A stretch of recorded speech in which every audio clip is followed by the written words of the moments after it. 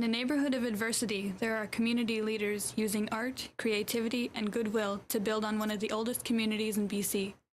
People are making a difference by sparking interest while opening new discussions about the forgotten beauty of the downtown east side. This is a culture of the downtown east side. I think the culture of the downtown east side is complicated. You have new influences and old influences. More recently, in the last few years, you've seen a lot of artists come to the downtown east side, specifically for inspiration. There's so much emotion in the downtown east side, positive, negative, and otherwise, that I think artists find inspiration out of that. It's also a place with cheap rent, so we see that as well.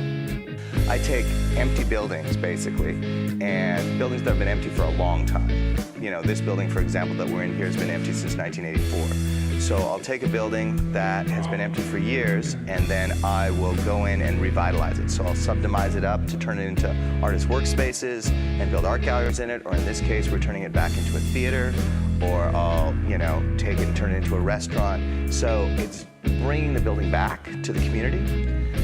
The city really likes it, and a lot of the people down here, of course, really like it because buildings that have been empty forever, it's exciting to see stuff happening, and this place, operating as a live music venue or as a theater, offers something to the community. But there's also people that don't like it because they fear gentrification in the neighborhood. So I've had some people who've been very negative about what I'm doing as well. But for the most part, it is positive. I see tons of potential in the residents of the downtown east side. I think that there's a lot of challenges between them and that success and those opportunities. And it will be very interesting to see how things progress in the next few years. The people here are incredible. I mean, they each have their own unique stories. They each, I know people from every walk of life down here. And kind of the common bond is that they're all looking for something. Vancouver doesn't have enough. It doesn't have enough bars, it doesn't have enough clubs, and it doesn't have enough live music venues. And down here in the downtown east side, we've got an opportunity with a lot of these places that are already pre-existing, that still exist, where we can do stuff like live music and the arts, where you wouldn't be able to do it in a lot of other neighborhoods. It's affordable, and like I was saying before, there's a lot of buildings that have been empty for a long time and boarded up. So you can get into them, you can use your own hands and fix them up, and it's accessible to young people to be able to do that because the rents aren't exorbitant. And it can change the whole street. You put an art gallery in a street and it can change the whole perception of how somebody experiences it when they walk down it. You walk down a bunch of boarded up buildings, and all of a sudden there's an art gallery right there, and it can brighten your whole day. And that can have nothing but a positive effect on the neighborhood. My name is Christian Nicolay, and I'm an artist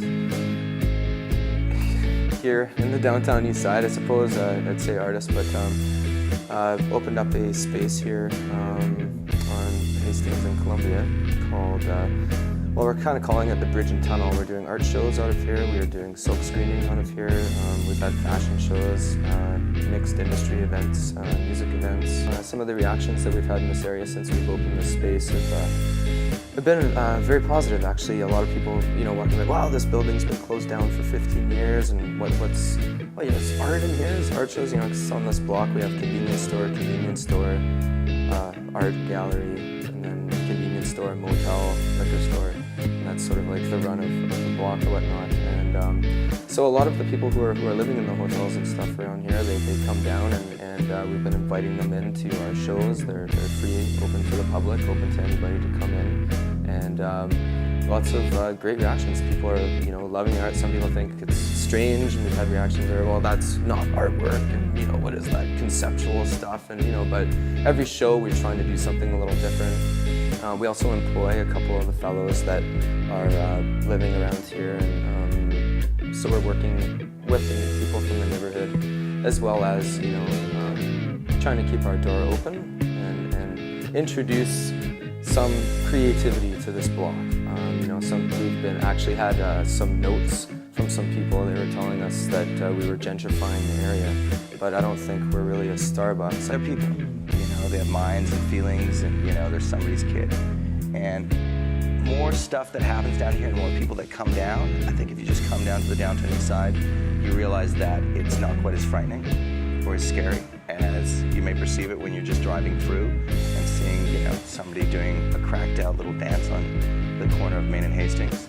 So I think it's important for people to get down here and actually experience it. And I think stuff like what I do and what the fire hall does and a lot of the community stuff that goes, that reaches out to people from different neighborhoods can really help with stuff like that.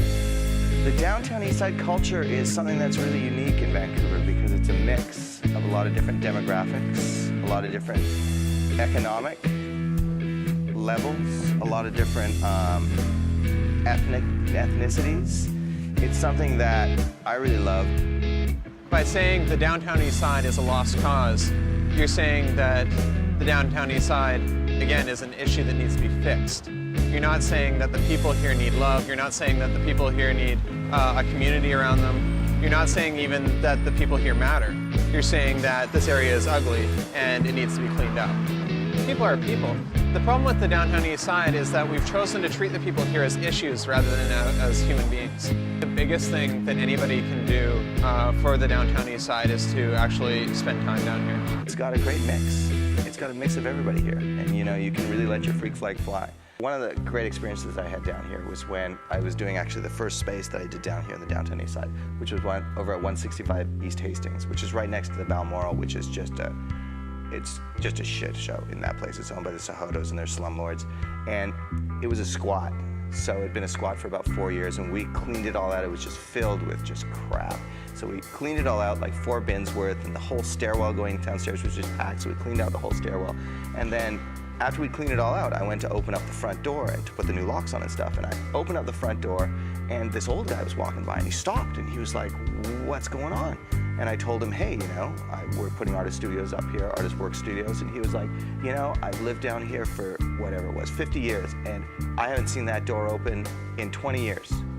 I can't believe it." And he went and got his friends and brought them back and showed them that the door was open. And I was just like, wow, you know, and he was so stoked that something was happening and that there was people going in there and there was kids going in there and that, you know, there was a positive thing rather than the squatters and the drug dealers that were up there before. And I thought, you know, that's really great. That's really cool that he was here to share that moment that I opened this door for the first time in 20 years. So, I mean, that's one of my favorite things that happened down here.